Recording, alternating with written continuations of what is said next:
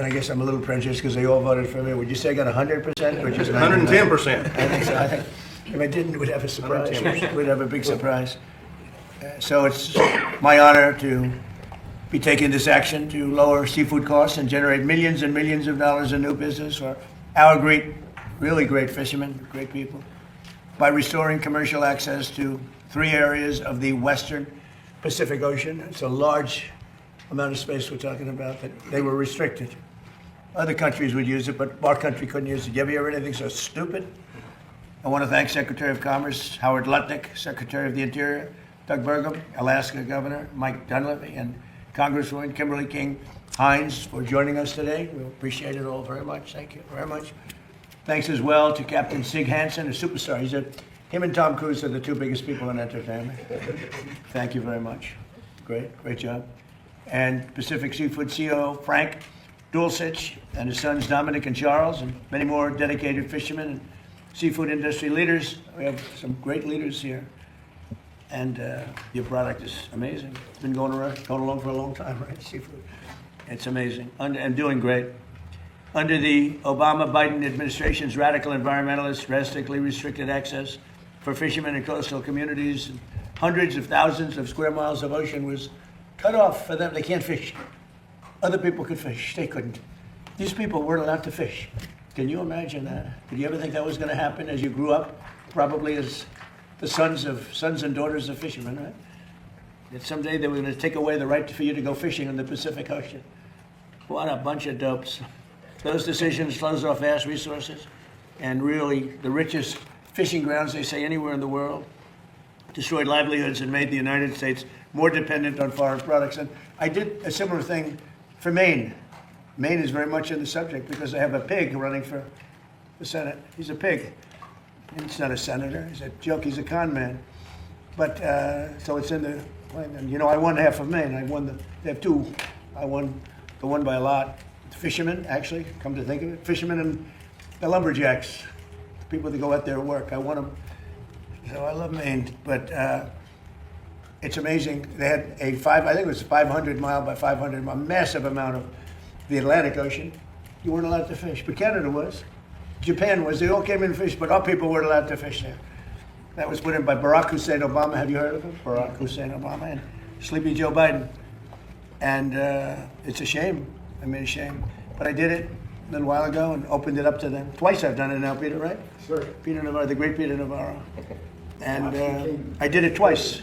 I did it then, and then they had a rigged election, and I wasn't here. Totally rigged election, just like what was happening in California. You see what they got the kid out, and then they were doing the same thing to Steve Hilton. And I started bringing it. They said, look, they said it's going to take 2 more weeks. It was a week, and it was heading south. And I started saying it's a rigged election, and then they said it was going to take 2 weeks, 1 week, 2 weeks, and all of a sudden he was approved. You know why? Because the heat was on. They couldn't get away with it. If I didn't do it, I guarantee he wouldn't be the nominee. It's a rigged election. Our country, and we have to get, by the way, the Save America Act has to get passed by the Senate. House has passed it 3 times. But with today's action, we're officially reopening nearly 500,000 square miles, wow, of water around northwestern Hawaiian Islands, northern Mariana Islands, and American Samoa. I mean, we'll ask you in a second, but why the hell did they close it? Why? Not enough fish, or what's going on? They closed it. Peter, do you have any reasons why they closed it? Barack Hussein Obama, environmental activists, tried to shut it down. But you're right, sir. It's crazy. They let all Ruined the the big foreign boats, industry, by the the way. foreign boats come in. It's crazy. Foreign. And they leave our captains out. It's crazy. It's bad for fish prices too. But we're making up for it, right? Yes, sir. And this will support millions of dollars in annual harvest of big-eye tuna, swordfish, reef fish, and many other types of fish. It will protect small local fisheries and coastal communities that depend on their livelihoods. I mean, they are very dependent on this. And it will increase domestic seafood production to help lower costs for American communities. And you're talking about millions, tens of millions of dollars of income. And we have so much. These areas, I mean, they just like say, oh, let's just close them. The amazing thing is that other countries, there's no restriction. You can go and do whatever you want. It's just crazy. America's fishermen have never had a better ally in the White House than Donald Trump. That I will say. I shouldn't say that because I don't want to brag, but based on the vote of getting almost every vote ever. But you have never had. And again, in Maine, I opened it up. You know who was fishing there? Canada. Japan was fishing there. Maine lobster. You couldn't get a Maine lobster. You had to go to Japan to get a Maine lobster. You believe it? You had to go to Canada to get a Maine lobster. They were fishing there. Not only that, you had to go a day and a half in a boat, and they had you at 3 knots. That means like essentially a little bit different than 3 miles an hour, but it means slow. 3 knots until you got outside of this 500-mile area because they didn't want you to disturb the fish that you weren't allowed to fish for. No, but think of it. These people are crazy. And the new thing they had was you had to have an electric boat, even though they didn't work. And even though once you got out there, you had a problem because you couldn't get back because they didn't charge long enough. These are problems that were mentioned to them, and they said, we don't care. You have to have an electric boat. And the other problem was the battery is much heavier, as you know. So the boat has a tendency to sink. And they were forced, by 2030 or so, you were forced to have an electric boat. I don't think you were too happy with that, right? Not at all. Anyway, but this is going to support millions and millions of people.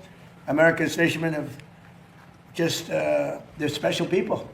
And it's fishermen and fisherwomen. So tell me, how do they define that? Because in most industries, like you have policemen, policewomen, do you call them fishermen and fisherwomen? I haven't heard of that one before. They put it, how would the women do? They want to be designated as fisherwomen? Does anybody want to answer that question? They'll take fishermen. Yeah, so they take a fisher- fishermen, fisherwomen. How about yeah, fisher right. people? Or if you want to be politically correct, sometimes they use the term fisher, but Fisher. I like fisherman or fisherwoman myself. How about fisher people? There we go. These people are crazy. So President Trump, I Googled that because I was in the same dilemma you did, trying Right. to figure out, be politically correct. And what is the answer? So the Google answer said that most women attribute to fishermen because they feel like they're strong individuals and they can do the work of a man. Well, be careful. That might be the end of your career. My administration's already rolled back burdensome regulations to increase gear flexibility. You know what that means, right? Do you know what that means? I heard they made you buy gear that you didn't want. Yeah. And that didn't work. Other than that, it was quite good. Expedite, I guarantee the guy made contributions to find whoever owns the company that made the bad gear. Expedite fishing start dates and significantly raise catch limits based on the best available science. You know about that? That's unbelievable. We expanded access to key fishing grounds in the Atlantic and the Pacific Oceans, including vast areas off the coast of New England. I mentioned 500 miles. By 500 miles, that's a lot. That's a lot of fish. It's a lot of lobster that was being sold by Japan. I will tell you, foreign countries are very happy because they ended up taking over the Maine lobster business. Maine lobster business live from Japan, right? But we gave it back to them. These actions have unlocked billions of dollars in economic value and protected thousands and thousands of jobs from great people that voted for Trump. And they voted for me because of common sense. That's all it is. Because anybody can see this stuff is crazy. This is one industry, but other industries likewise. And right now we have $18 trillion being invested in our country. And under the last administration,